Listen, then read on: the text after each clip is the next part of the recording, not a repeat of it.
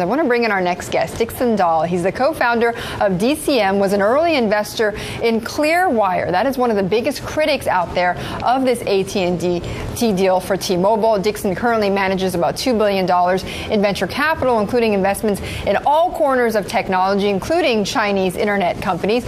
John and Dom here with me as well, because we're all interested in these topics. Dixon, first off, on Clearwire, you were an early investor. You heard the CEO, John Stanton, recently coming out and saying, look, this is bad for competition. What are your thoughts on this? I think Clearwire is in a difficult situation right now because they're a public company and they're controlled by Sprint, and they have had some difficulties raising new amounts of capital. So I think some kind of a partnership or a merger has got to be in the cards going forward here. It's not clear which one it's going to be. Between Clearwire and Sprint? Clearwire and Sprint or somebody else, it's probably not one of the majors. Not one of the majors. Yes.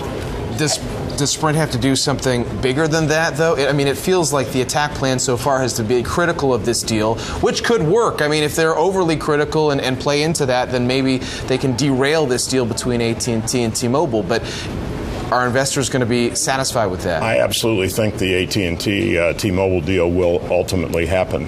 There will be a lot of concessions and commitments by AT&T to maybe to sell back subscribers, just like what happened with the Verizon situation a few years ago. But eventually, it's going to be good for the AT&T shareholders and good for the country. But the offset is going to be we need some more competition in here, and companies like LightSquared and Clearwire have been trying to provide that competitive dynamic. Hey, Dixon, one of the things that a lot of people talk about, I've talked to traders and analysts who say that, it used to be about WiMAX versus LTE, these two competing technologies. Now it's just about the spectrum. So you talk about these concessions. One of the concessions might have to be they have to give up some of the frequencies they use, the pipes, so to speak. Do you think that that's really an issue? Is Clearwire not necessarily a big loser in this whole thing if this happens because they have the spectrum? Clearwire's biggest asset is its spectrum. There's no doubt about that, and that's one of the things that AT&T needed to get by virtue of its T-Mobile acquisition. So capacity, and capacity are the key issues for all the mobile internet companies going forward. So it sounds like then, in a way, Randy Stevenson was right then, and that this particular deal is going to spur, perhaps accelerate things in the telecom business that weren't going to be accelerated before, weren't going to happen. I think that's absolutely correct, but the only way innovation will truly prevail in telecom is if we can have another competitive dynamic bubbling up from the bottom, and I think Sprint might well play a part in that.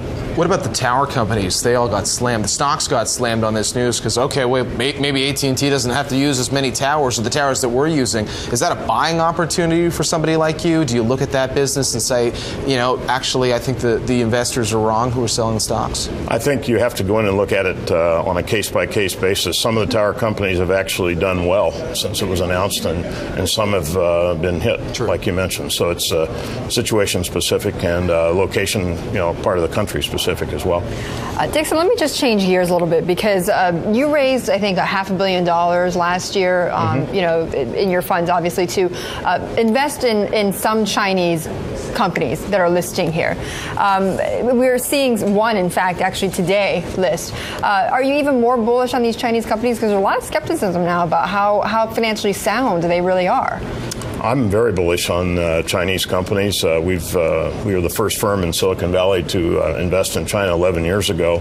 We've had 7 IPOs there so far, and the aftermarket performance has been well over 100%. And I think there's going to be another wave of very solid Chinese companies going public this year.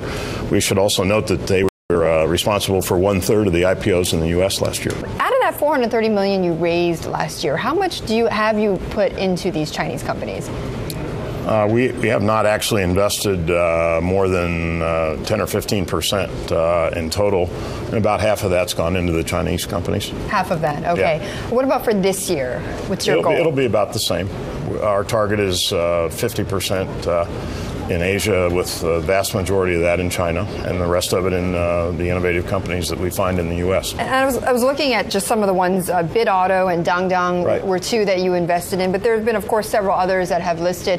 How do you choose one over the other? What's the difference for you? Well, we look for companies that have extremely strong managements and that are in an area that's being fueled by the growth of the middle class consumer in China. E-commerce is a particularly important and exciting area for us right now. And there'll be a number more of these companies going public, I think, in the next year or two. And Dixon, you're making these investments. First of all, the big foundation to this is confidence in the numbers, right? There is business to be done in China, but are you confident enough in what these companies are doing and reporting to make you want to invest there? Well, it goes back to picking the management teams, because if you pick the right management teams, they all understand the importance of dealing with auditors that are internationally and globally recognized.